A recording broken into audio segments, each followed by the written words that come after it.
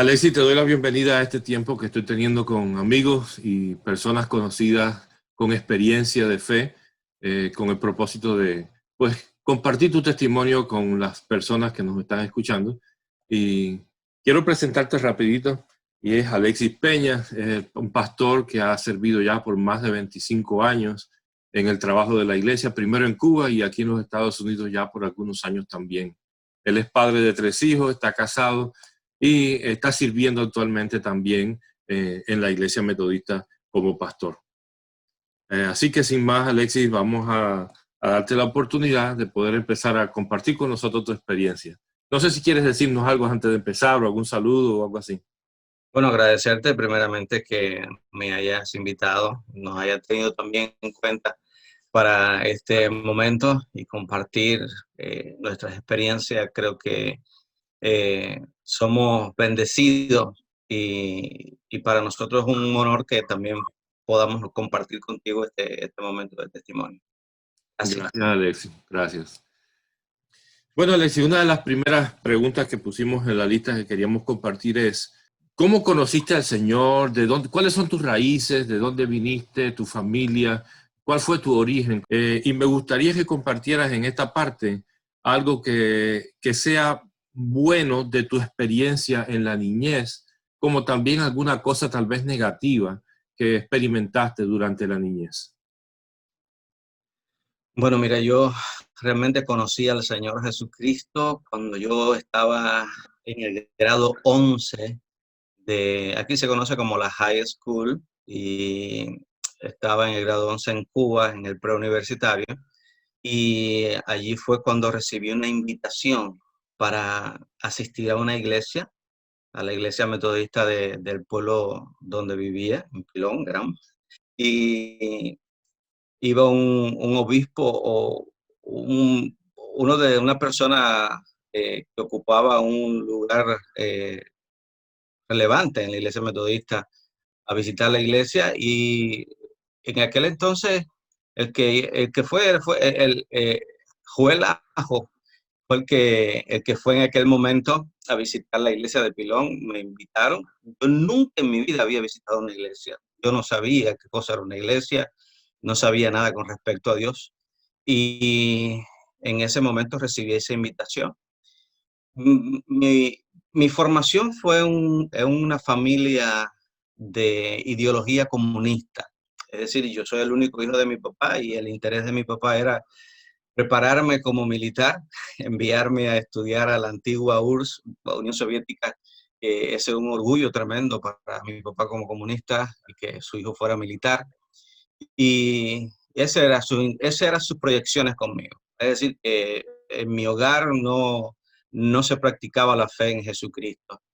Y yo por curiosidad fui a la iglesia en ese momento a conocer, y, y todavía recuerdo cuando yo llegué tarde, llegué tarde a la iglesia, y el ujier me sentó en su silla, estaba en la puerta.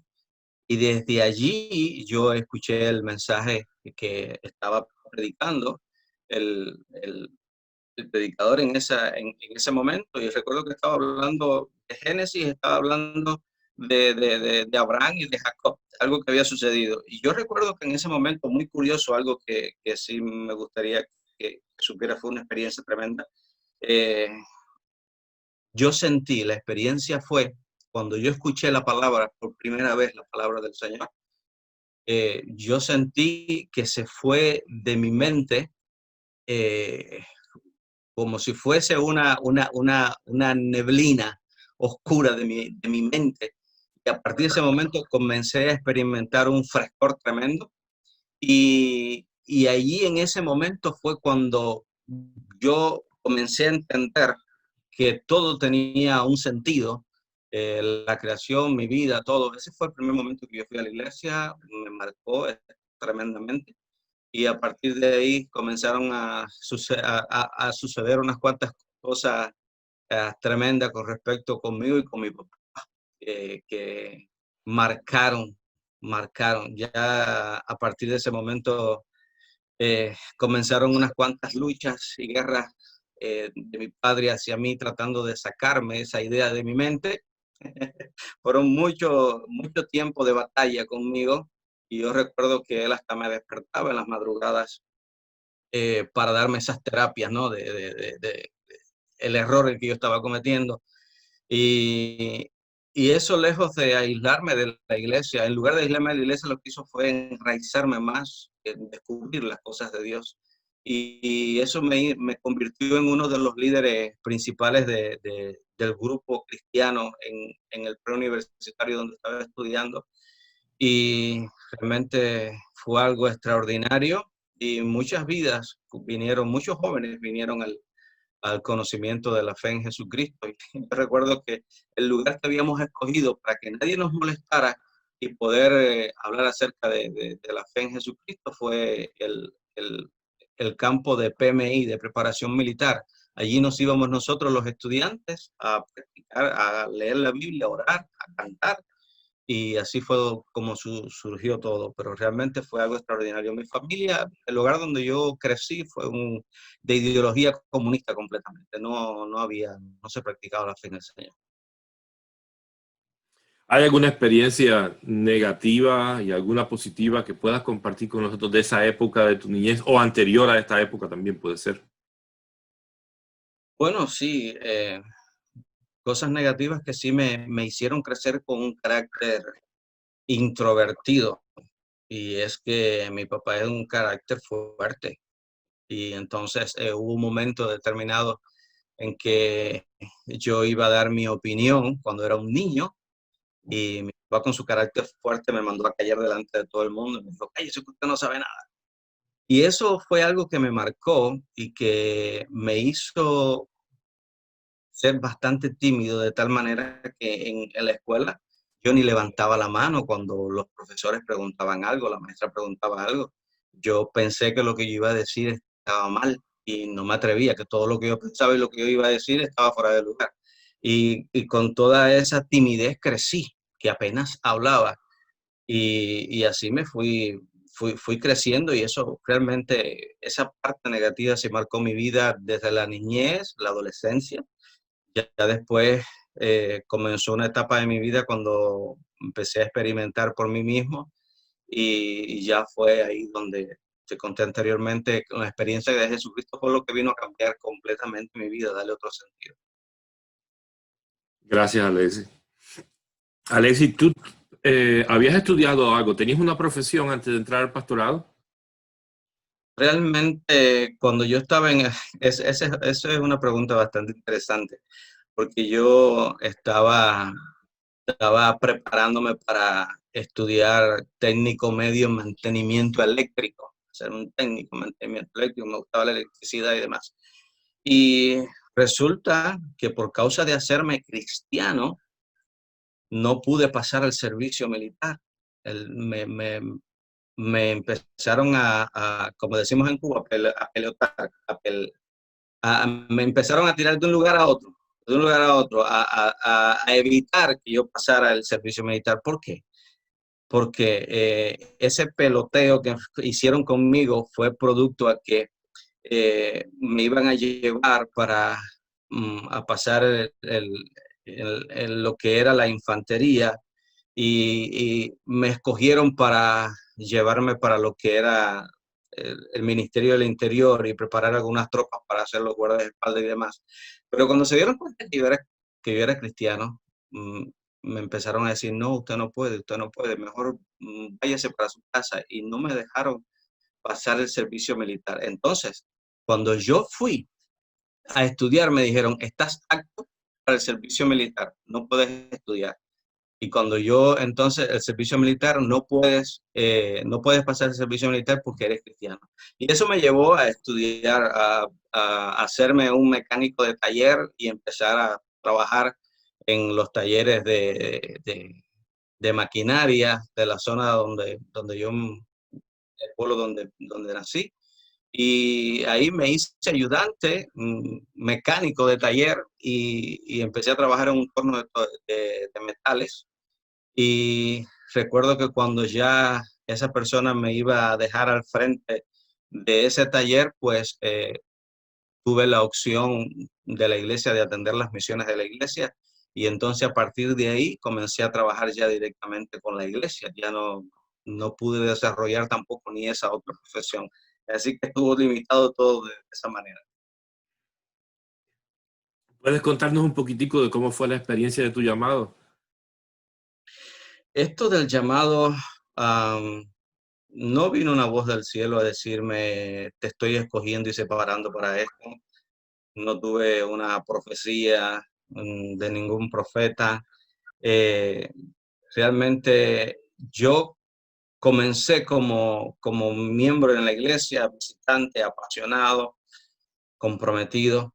Y sí me empezó a llamar la atención que habían algunos hermanos que iban a la iglesia y luego ya no los veía más. Y ya me empezó a caer una preocupación y empecé a orar por esos hermanos que ya habían dejado de venir a la iglesia, siendo yo un miembro igual que ellos en la iglesia local. Y empecé a buscarlos, a interesarme por ellos, a orar. Y sin darme cuenta, me convertí en un líder local que buscaba traer nuevamente a la iglesia a aquellos que se habían separado. Y se estaba desarrollando en mí una inquietud que no me dejaba tranquilo, buscando a las personas que se separaban y a la vez que le predicaba a nuevas personas, pues creció en mí una pasión tal que fue lo que hizo que el pastor local se diera cuenta que en mí había un llamado, había un interés por las vidas, por las personas, y me llevó, empezó a prepararme para que me convirtiera en uno de los líderes de las misiones, de las casas culto de las misiones, y luego, sin yo pedirlo, realmente la iglesia de Manzanillo, un lugar donde tú creo que estuviste por 2 ocasiones, posiblemente, tu papá fue pastor en 2 ocasiones de Manzanillo, allí se quedó sin pastor y me mandaron a pastorear aquella iglesia. Así fue como yo me incorporé al pastorado de esa manera y no fue una opción, ¿no? O sea, yo realmente me sentía atraído por ese tipo de trabajo y terminaron involucrándome, llamándome e enviándome a la iglesia de Manzanillo. Y así comencé yo como misionero del distrito Sierra Maestra y luego misionero laico y así después al seminario y sucesivamente pues comencé a desarrollarme de esa manera. Alexis, ya el tiempo ha avanzado y ahora incluso estamos en otro país. La experiencia de vivir en la fe y la experiencia de movernos hacia otro país, ¿cómo tú crees que ha influido sobre tu familia toda esta actividad nuestra como pastores y cristianos, tanto en Cuba como acá? Sí, sí hubo algo que a mí me llamó la atención de mi esposa, es su compromiso de fe, su compromiso cristiano. Eso fue lo que me llamó la atención de ella, ¿no? Y por ese interés fue que hubo un acercamiento de mi persona hacia ella. Y nuestros hijos, nuestros hijos realmente han sido marcados por el pastorado y como nosotros normalmente como pastores procuramos que nuestros hijos no involucrarlos en los problemas que van surgiendo y los sufrimientos que experimentamos como pastores para que ellos no sean dañados. De todas maneras, eh, de una forma u otra, yo recuerdo con nuestros hijos, sin nosotros decirles nada, ellos percibían que había alguna preocupación, alguna tensión en nosotros. Y ellos pues decían, ¿qué es lo que pasa? ¿Qué es lo que está sucediendo? Y entre ellos estaban pendientes de sus padres. Pero eso los hizo crecer con una madurez, con un sentido de la vida, eh, de qué es lo que Dios quiere de cada uno de nosotros. Y realmente hoy ellos están muy comprometidos, están en la iglesia en Cuba, en Colón, en Matanzas, y allí todavía ellos continúan sirviendo al Señor. Pero sí, se sufre y los hijos también lo experimentan, pero gracias a Dios que no le han hecho rechazo. No, no, los problemas que hemos vivido no los han vacunado contra la fe, sino que los han fortalecido. En la actualidad tú estás acá, ellos están allá y la situación actual es complicada, ¿no? La separación familiar y acá los conflictos que tenemos y ahora incluso con los conflictos estos generales que hay mundialmente, ¿no? Con el tema de las epidemias y demás. ¿Qué piensas referente a toda esta situación que estamos viviendo, que la iglesia, como personas y como iglesia, estamos enfrentando ante los retos que se nos presentan en este momento, convulsión de las epidemias y demás? Es curioso porque recientemente nosotros hemos tenido que hacer todas las cosas a través de Zoom. La plataforma de Zoom para nosotros ha sido eh, muy útil y hay personas que se nos han incorporado nuevas en los estudios bíblicos y en los servicios del domingo. Y recientemente hablábamos sobre esto y me decía una hermana que es nueva en el grupo, decía, yo no veo como algo negativo lo que ha sido la pandemia porque me ha permitido ver a Dios desde otra perspectiva y he podido eh, realizar y dedicar tiempo a la familia como antes realmente no había podido hacerlo, con mis hijos y con mi esposo. Y también esto de incorporarse y compartir con nosotros la fe, pues ha sido de gran ayuda para ella, su familia y para nosotros. ¿Cómo lo vemos? Realmente cualquiera piensa que la iglesia se iba a detener, pero bueno, la iglesia comenzó en las casas.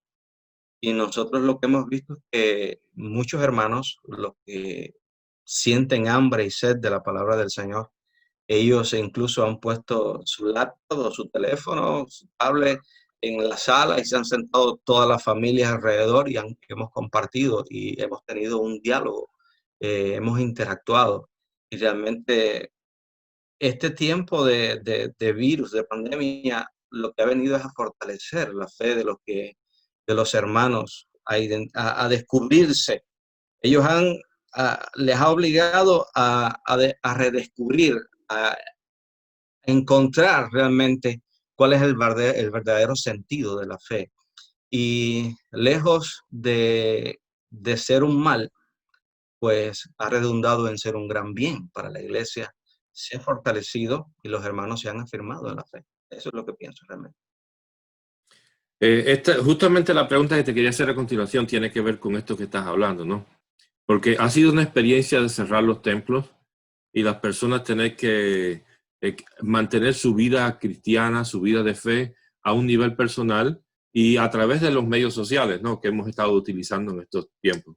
¿Crees que esto ha sido por supuesto, es un reto para la iglesia, pero ¿crees que ha sido un reto bueno para la iglesia? Sí, sí ha sido un reto bueno para mí. Yo creo que sí. Realmente hay muchos de nosotros que pensamos que a Dios solamente se encuentra dentro del templo, pero realmente las personas han tenido que encontrarse con Dios desde su casa, desde su contexto, desde la convivencia los unos con los otros y dedicar tiempo a encontrarse con el Señor. Y este reto creo que ha sido para bien de la iglesia. No olvido las palabras que el maestro castellano nos decía de que, o nos recordaba de que Dios escribe derecho en nuestros renglones torcidos. Yo creo que este ha sido un momento donde la iglesia eh, ha tenido que volver nuevamente a lo que es la base de la fe, y es la adoración al Señor, que es lo más importante. ¿Crees que puedas compartir con nosotros algún texto bíblico que ha sido el fundamento o base o el que para ti marcó algo muy particular, ¿no? En tu experiencia de fe? Hubo un texto que realmente me marcó y es Lucas capítulo 11, cuando Jesús habla acerca de la oración. Y el texto nos dice que aconteció que estaba Jesús orando, ahí comienza en el capítulo 11, y realmente más adelante nos dice, eh, ¿quién de vosotros que tenga un amigo va a él a medianoche y le dice, amigo, préstame 3 panes porque un amigo mío ha venido a mí de viaje y no tengo que ofrecerle. Y aquel respondiendo desde adentro le dice, no me molestes, la puerta ya está cerrada y mis niños están conmigo en cama. No puedo levantarme y dártelos. Os digo que si no se levantara a dárselos por ser su amigo, al menos por su importunidad se levantará y le dará todo lo que necesite. Porque les digo, pedid y se os dará, buscad y hallaréis, llamad y se os abrirá. Porque todo el que pide recibe y todo el que busca halla y al que llama se les abrirá. ¿Qué padre de vosotros, si su hijo le pide pan, le dará una piedra? O si le pide un pescado, en lugar de pescado, le dará una serpiente? ¿O si le pide un huevo, le dará un escorpión? Pues si vosotros, siendo malos, sabéis dar buenas dádivas a vuestros hijos, cuánto más vuestro Padre Celestial dará el Espíritu Santo a los que se lo pidan. Yo tuve una experiencia que me recordó ese texto, y hay veces textos que los comentaristas no te lo explican mucho, pero la vida, Dios y la vida te explican los textos bíblicos. Y yo recuerdo que hubo un momento cuando yo era un niño, a pesar y volviendo a la experiencia de mi padre, que no era un hombre de fe, mayormente de ideología comunista. Yo recuerdo, y que fue una persona que marcó mi vida por su carácter fuerte.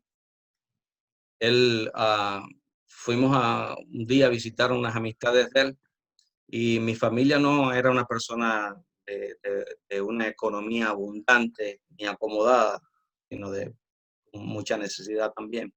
Y yo recuerdo que vi una grabadora, un equipo de música, y me quedé mirándolo porque me llamó la atención.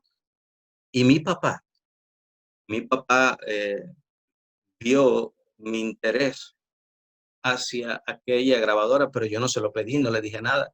Simplemente él me dijo, ¿te gusta eso? Y, y yo le dije, sí, me gusta, me interesa. Y entonces él se fue y no teníamos economía como para comprar un equipo de eso. Yo recuerdo que una vez para mi cumpleaños él me compró realmente un equipo de música.